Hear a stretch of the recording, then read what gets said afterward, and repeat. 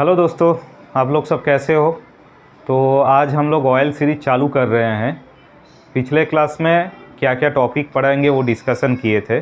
तो आज हमारा फर्स्ट क्लास है, तो इसमें हम डिस्कस करेंगे व्हाट इज़ ऑयल, मतलब ऑयल क्या होता है। हम लोग सब ऑयल इंडस्ट्री में काम करते हैं, लेकिन ज़्यादातर आदमी नहीं जानता है कि ऑयल क्या होता है। तो चलो आज जानते हैं ऑयल क्या होता है। ऑयल बेसिकली एक ऑर्गेनिक कंपाउंड है। कौन सा ऑर्गेनिक कंपाउंड है वो हम डिस्कस करते हैं बोर्ड में, ठीक है। तो ऑयल क्या होता है ना, ऑयल होता है 96 to 98% fatty acid triacylglycerol. इसको सिंपली बोला जाता है triglyceride.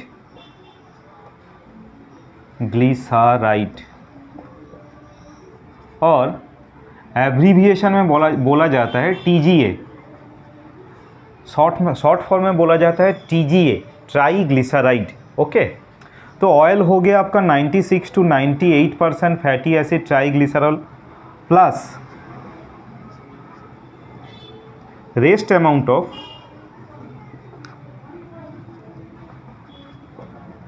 Of fat soluble compound.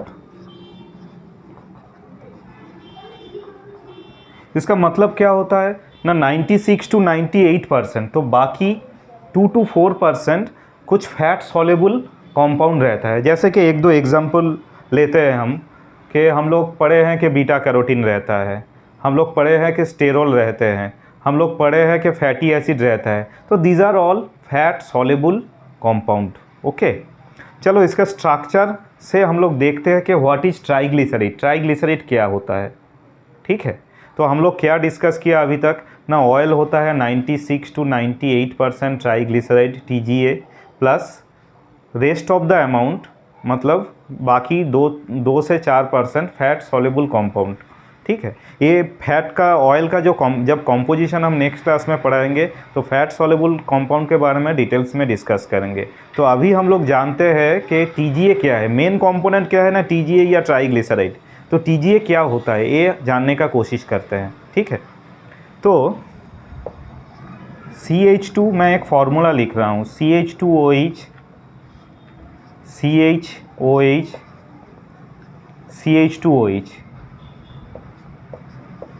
ये क्या होता है ना, ये होता है ग्लिसरॉल। बहुत सारा आदमी इसको ग्लिसरीन भी बोलते हैं, ग्लिसरीन। ओके, प्लस मैं उल्टा करके लिख रहा हूँ COOH R1। ये क्या है ना, एक फैटी एसिड है, COOH R2। ये क्या है ना, एक दूसरा फैटी एसिड है, प्लस COOH R3। ये क्या है, एक तीसरा फैटी एसिड है, ठीक है। तो फैटी एसिड ऑयल इंडस्ट्री में जो लोग काम करते हैं उनके लिए ग्लिसरॉल एंड फैटी एसिड दो मोस्ट इम्पॉर्टेंट कंपोनेंट होता है, ठीक है। तो हम लोग फैटी एसिड कौन सा फैटी एसिड ऑयल में रहता है वो बाद वाला क्लास में डिस्कस करेंगे। फिलहाल इस टॉपिक पे ट्राईग्लिसराइड के ऊपर कॉन्सेंट्रेट करते हैं। ओके, तो 1 मॉलिक्यूल ग्लिसरॉल के साथ 3 मॉलिक्यूल फैटी एसिड रिएक्शन करते हैं। ये फैटी एसिड डिफरेंट टाइप का होता है, मे बी आप लोगों ने सुना है palmitic acid, stearic acid, lauric acid, like that lot of fatty acid is there. इसके ऊपर मैं डिटेल्स में दूसरा एक वीडियो बनाऊंगा। ओके, तो ये कैसे रिएक्शन करता है ना, इसका H इसका OH निकल गया, इसका H इसका OH, H और OH मिलके क्या हुआ, H2O मतलब वाटर। इसका H इसका OH निकल गया, तो क्या पड़ा रहा, CH2O C double bond O R1 CHO C double bond O R2 CH2O C double bond O R3। Okay, तो यही हो गया आपका TGA और triglyceride plus 3 molecule of water यहाँ पर जनरेट हुआ। देखो एक एक कॉम्बिनेशन से एक एक मॉलिक्यूल वाटर जनरेट हुआ। यहाँ पर 3 कॉम्बिनेशन हुआ तो 3 मॉलिक्यूल वाटर जनरेट हुआ। दुनिया का कोई भी ऑयल हो, स्ट्रक्चर इज सेम स्ट्रक्चर होता है, खाली ये जो एसिड पार्ट रहता है ना, ये देखो यहाँ पर 3 एसिड पार्ट रहता है, तो ये एसिड पार्ट डिफरेंट होता है। सपोज किसी ऑयल में ओलिक एसिड है, किसी ऑयल में स्टेरिक एसिड है, किसी ऑयल में पामेटिक एसिड है, तो ऐसे ऐसे lot of fatty acid combine करके डिफरेंट ऑयल आपको फॉर्मेशन करते हैं। मतलब आप पाम ऑयल ले लो, सोयाबीन ऑयल ले लो, सनफ्लावर ऑयल ले लो, कॉटन सीड ऑयल ले लो, सबका सिंपल फार्मूला यही है, खाली R1 R2 R3 डिफरेंट होगा। समझ में आया? ओके।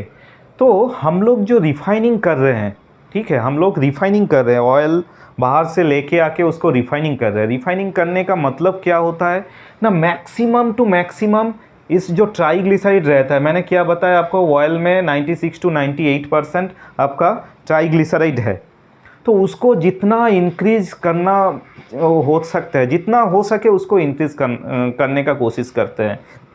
तो हमारा ऑब्जेक्टिव है ना TGA का परसेंटेज रिफाइंड ऑयल में TGA का परसेंटेज 99.5% से ज़्यादा होना चाहिए। ठीक है, TGA का परसेंटेज रिफाइंड ऑयल में 99.5% से ज़्यादा होना चाहिए। जितना ज़्यादा हुआ ऑयल उतना अच्छे क्वालिटी का होगा। ठीक है, तो सपोज TGA का परसेंटेज कम हो गया, मतलब रिफाइनिंग अच्छा नहीं हो रहा है। ठीक है, तो उसमें आपको ध्यान देना पड़ेगा, आपको रिफाइनिंग का कैपेसिटी, रिफाइनिंग का एफिशिएंसी बढ़ाना पड़ेगा। ओके, तो मेन ऑब्जेक्टिव है ना रिफाइंड ऑयल में हमें TGA ग्रेटर देन 99.5% होना चाहिए। जितना उससे भी जितना ज़्यादा होगा वो और भी अच्छा है।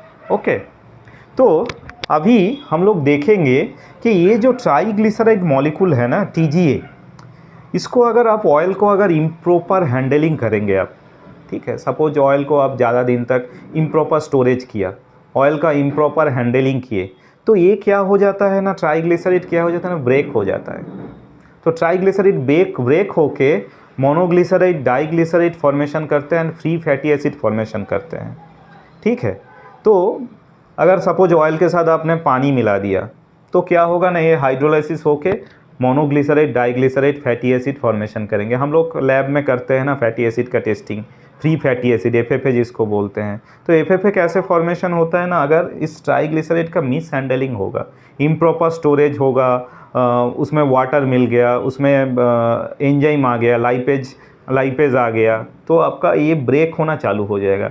और जितना ब्रेक होगा मतलब क्या है, वो ख़राब क्वालिटी का ऑयल बन गया। तो उसमें से जो रिफाइंड ऑयल बनेगा वो भी पोर क्वालिटी का रिफाइंड ऑयल बनेगा एंड उसमें लॉसेस ज़्यादा होगा। डाईग्लिसराइड मोनोग्लिसराइड जितना ज़्यादा होगा उसमें लॉसेस, उस ऑयल में लॉसेस ज़्यादा आएगा।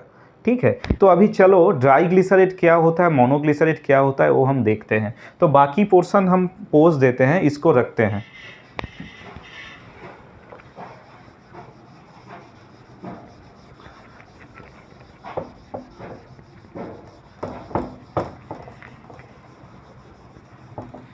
ये फिर हो गया आपका ट्राईग्लिसराइड। Okay, TGA।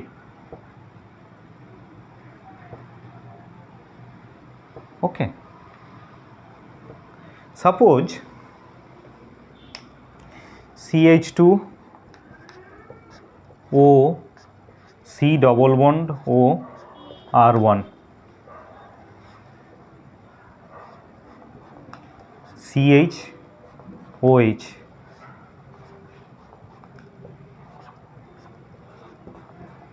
तो ये आपका हो गया मोनोग्लिसराइड।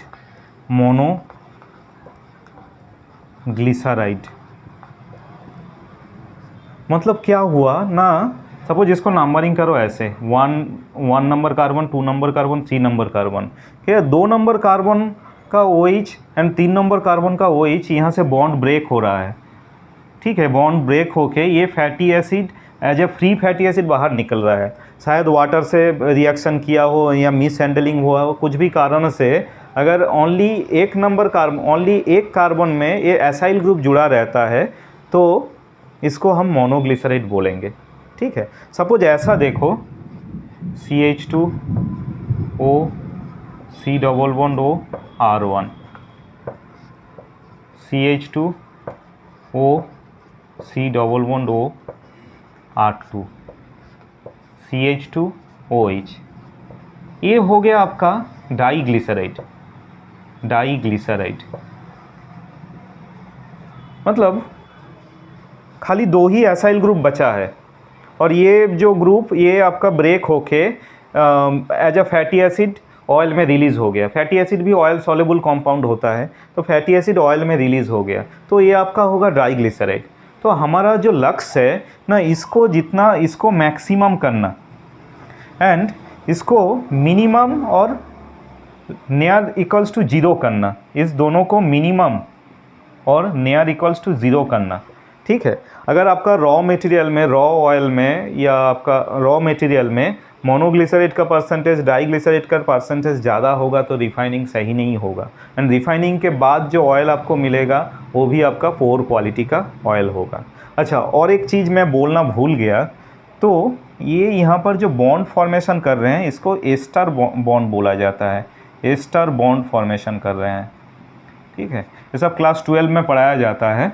तो ये जो बॉन्ड है COR, इसको बोला जाता है एस्टर बॉन्ड। तो एस्टर बॉन्ड, ट्राइग्लिसराइड में 3 एस्टर बॉन्ड्स हैं। ठीक है, समझ में आया। अभी हम लोग देखेंगे कि ऑयल का मॉलिक्यूलर वेट कैसे निकाला जाता है। ओके, ऑयल का मॉलिक्यूलर वेट कैसे निकाला जाता है, तो मैं फिर से वही सेम रिएक्शन लिखता हूँ। ओके,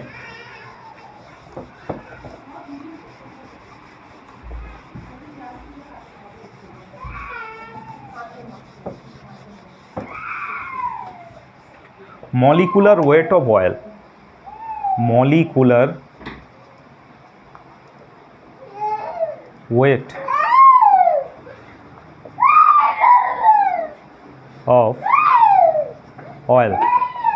ठीक है, मॉलिकुलर वेट, या अगर आपको मॉलिकुलर वेट समझ में नहीं आता है तो आप समझिए कि एक मॉलिक्यूल का वेट कितना होता है। ठीक है, ये बहुत ही इम्पोर्टेंट एक टॉपिक है, लेकिन हम लोगों से ज़्यादातर आदमी नहीं जानते हैं कि ऑयल का मॉलिकुलर वेट कितना होता है। ठीक है, हम आपको दिखाएंगे कि ऑयल का मॉलिकुलर वेट कैसे निकाला जाता है। ठीक है, सपोज वो रिएक्शन मैं दोबारा लिख रहा हूँ, CH2OH CH2OH plus COOH R1 plus COOH R2 plus COOH R3। Okay, तो ये आपका वाटर मॉलिक्यूल निकल गया, ये आपका वाटर मॉलिक्यूल निकल गया, ये आपका वाटर मॉलिक्यूल निकल गया। तो क्या बना, CH2O C double bond O R1 CHO C double bond O R2 CH2O C double bond O R3। ठीक है, सपोज हम लोग सब जानते हैं एटॉमिक वेट, AW मतलब atomic weight. Atomic weight of carbon कितना होता है, एटॉमिक वेट ऑफ कार्बन होता है 12। ठीक है, एटॉमिक वेट ऑफ हाइड्रोजन कितना होता है, एटॉमिक वेट ऑफ हाइड्रोजन होता है 1, and atomic weight of oxygen कितना होता है ना, 16 होता है। तो ग्लिसरीन का मॉलिक्यूलर वेट कितना होगा ना, मॉलिक्यूलर MW मतलब मॉलिक्यूलर वेट ऑफ ग्लिसरीन क्या होगा, ग्लिसरीन।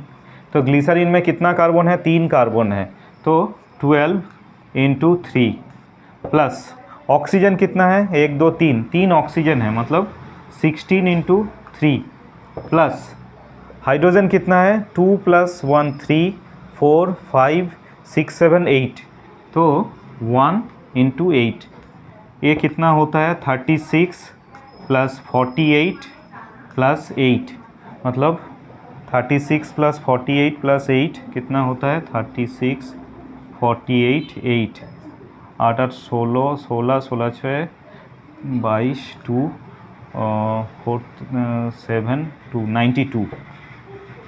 तो ग्लिसरीन का मॉलिकुलर वेट कितना होता है ना? 92। ठीक है। सपोज यहाँ पर देखो, यहाँ पर 3 फैटी एसिड है। मैंने आपको पहले भी बताया कि फैटी एसिड के बारे में मैं डिटेल्स में और एक वीडियो बनाऊंगा। तो सपोज यहाँ पर 3 फैटी एसिड है। मैं पकड़ लिया कि ये 3 फैटी एसिड है। एक है पामेटिक एसिड, पामेटिक एसिड का मॉलिकुलर वेट कितना होता है ना? 256। ओके। एक है सपोज स्टेरिक एसिड,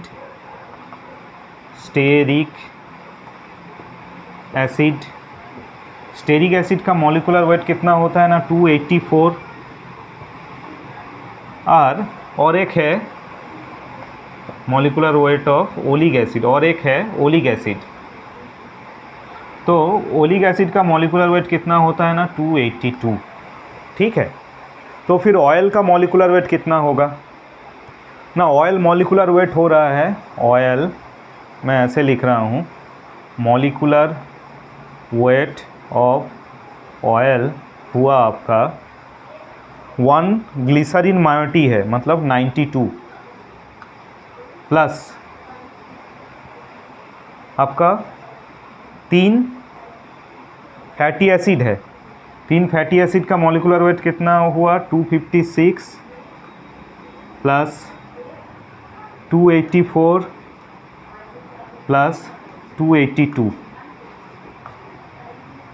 ठीक है। ये देखो, जब एक ट्राइग्लिसराइड फॉर्मेशन हो रहा है तो एक मॉलिक्यूल ग्लिसरीन के साथ 3 फैटी एसिड मॉलिक्यूल जोड़ रहा है। तो एक मॉलिक्यूल ग्लिसरीन का molecular weight and 3 fatty acid का मॉलिकुलर वेट जब जोड़ रहा है तो यहाँ से 3 मॉलिक्यूल आपका वाटर निकल रहा है। वाटर का मॉलिकुलर वेट कितना होता है?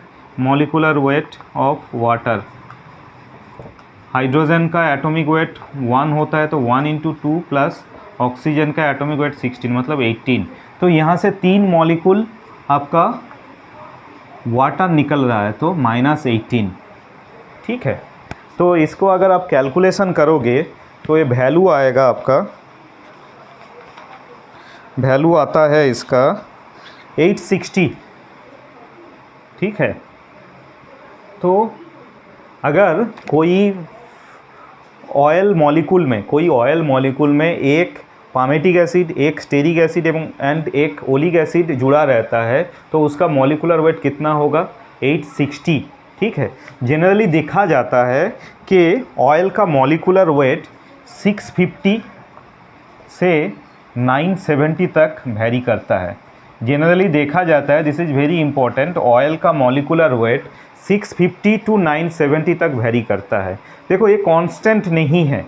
कांस्टेंट क्यों नहीं है? क्योंकि अगर फैटी एसिड कॉम्पोजिशन चेंज हो जाएगा तो ऑयल का मॉलिकुलर वेट चेंज हो जाएगा। मैंने आपको एक एग्जांपल लेकर दिखाया कि उस ऑयल मॉलिक्यूल में एक पामेटिक एसिड था, एक स्टेरिक एसिड था, एक ओलिक एसिड था, तो उसका मॉलिकुलर वेट आ रहा है 860। जनरली साइंटिस्ट लोगों ने कैलकुलेशन करके देखा है कि ऑयल का मॉलिकुलर वेट 650 to 970 तक वेरी करता है। अगर high molecular weight fatty acid रहेगा तो आपका ऑयल का मॉलिकुलर वेट बढ़ेगा। अगर low molecular weight fatty acid रहेगा तो ऑयल का मॉलिकुलर वेट घटेगा। ठीक है। ओके।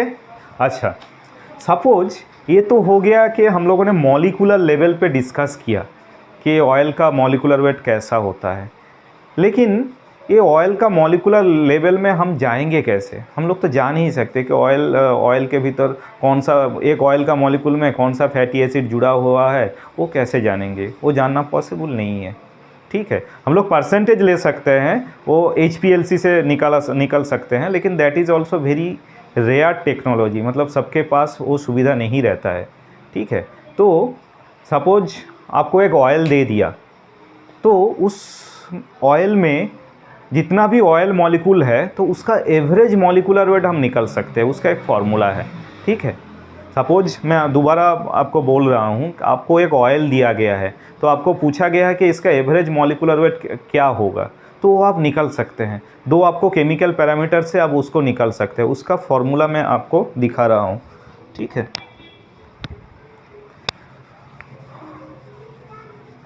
तो सेकंड,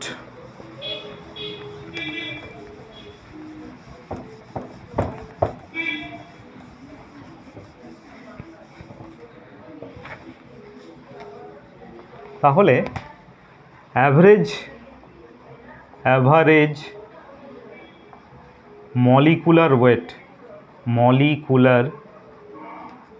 ওয়েট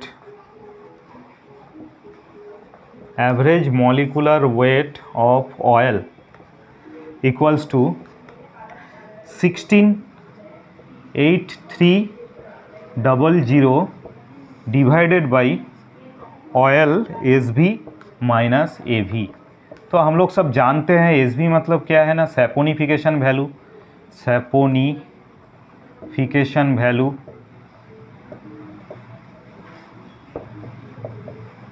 ये हम लेबोरेटरी में इजीली निकल सकते हैं। और ये भी मतलब क्या हुआ ना, एसिड वैल्यू, ये भी हम लेबोरेटरी से इजीली निकल सकते हैं। कोई भी ऑर्डिनरी लेबोरेटरी का ये फैसिलिटी रहता है कि SV एंड AV हम देख सकते हैं। ठीक है, SV कैसे देखा जाता है, AV कैसे देखा जाता है, उसके ऊपर हम बाद में वीडियो बनाएंगे। तो SV हो गया आपका सैपोनिफिकेशन वैल्यू एंड AV हो गया आपका एसिड वैल्यू। ठीक है, एक एग्जांपल लेके देखते हैं। सपोज CPO का पूरा नाम क्या है ना, क्रूड पाम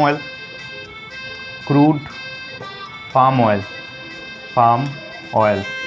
ओके, तो सपोज आपके पास एक CPO आया, तो उसका आपने SV लेबोरेटरी में देखा, SV आया सपोज आपका 201। ओके, एंड एसिड वैल्यू आया उसका 9। एसिड वैल्यू 9 मतलब आपका FFA होता है अराउंड 4.5। ठीक है, तो फिर इस CPO का एवरेज मॉलिक्यूलर वेट कितना होगा ना, average molecular weight equals to 168300 divided by 201 minus 9। तो इसको अगर आप कैलकुलेट करेंगे तो आएगा आपका 876.56। तो इसमें से क्या प्रूव होता है ना, CPO में जो आपका ऑयल मॉलिक्यूल है उसका एवरेज मॉलिक्यूलर वेट होगा 876.56। इसका मतलब है आपको अगर कोई ऑयल दिया जाएगा और आप उसका AV वैल्यू जानते हैं, एसिड वैल्यू जानते हैं एंड सैपोनिफिकेशन वैल्यू जानते हैं, तो ये फार्मूला यूज़ करके average molecular weight equals to 168300 divided by SV minus AV, ये फार्मूला यूज़ करके आप इजीली उसका एवरेज मॉलिक्यूलर वेट निकल सकते हैं। Okay, thank you. तो please watch, subscribe the channel and share and like. Okay, thank you.